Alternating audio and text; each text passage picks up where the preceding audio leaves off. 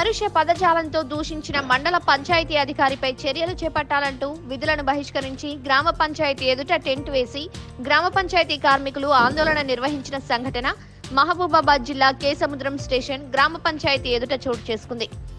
ఎంపీఓకు వ్యతిరేక నినాదాలతో గ్రామ పంచాయతీ ప్రాంతాన్ని కార్మికులు హోరెత్తించారు. ఈ సందర్భంగా తెలంగాణ గ్రామ పంచాయతీ ఎంప్లాయీస్ వర్కర్స్ యూనియన్ రాష్ట్ర అధ్యక్షులు చాగంటి వెంకటయ్య మాట్లాడుతూ గ్రామ panchayat employees and workers union CITU Kesamudram మండల శాఖ ఆధ్వర్యంలో ఈరోజు నిరసన కార్యక్రమం ధర్నా కార్యక్రమం జరిగింది. కేసముద్రం గ్రామ పంచాయతీలో గత 4 నెలల నుండి పెండింగ్ వేతనాలు ఉన్నాయి. పెండింగ్ వేతనాలు మండలంలోని సిబ్బందికి దాదాపు 8 నుంచి 10 నెలల వేతనము రావాలని ఈ మధ్య గ్రామ పంచాయతీలో ఎంపీఓ గారు రాగా ఎంపీఓ ప్రసాద్ గారిని అడగడం జరిగింది.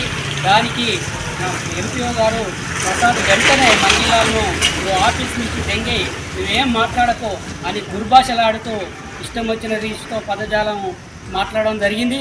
అందుకు ఈరోజు నిరసనగా కేసముద్రం గ్రామ పంచాయతీలో ఉదయం నుంచి మంచినీటి సరఫరా పారిశుద్ధ్య కార్యక్రమాలన్నీ బంద్ చేసి మండల వ్యాప్త సిబ్బంది కూడా మొత్తం ఇక్కడికి చేరుకోవడం జరిగింది. చేరుకొని ఈరోజు నిరసన కార్యక్రమం చేశాం.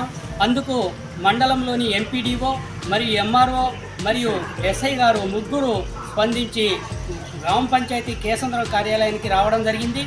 వచ్చి వారికి ఎంపీఓ తరఫున సంజాయిషినిస్తూ అది తప్పిదము కాబట్టి ఆ బాధ్యత ఇటువంటివి కూడా జరగకుండా రాబోయే కాలంలో జరగకుండా చూస్తామని హామీ ఇవ్వడం జరిగింది. హామీ ప్రకారం మేము ఈరోజు ధర్నా కార్యక్రమం నిర్వహించడం జరిగింది.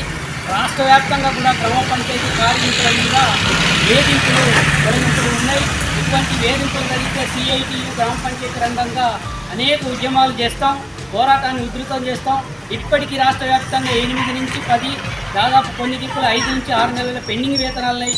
పెండింగ్ వేతనాల మీద రాష్ట్ర వ్యాప్తంగా ఈరోజు 26 నాడు జిల్లా కలెక్టర్ కార్యాలయం ముందు ధర్నా చేయబోతున్నాం. MPW వ్యవస్థనే రద్దు చేయాలి.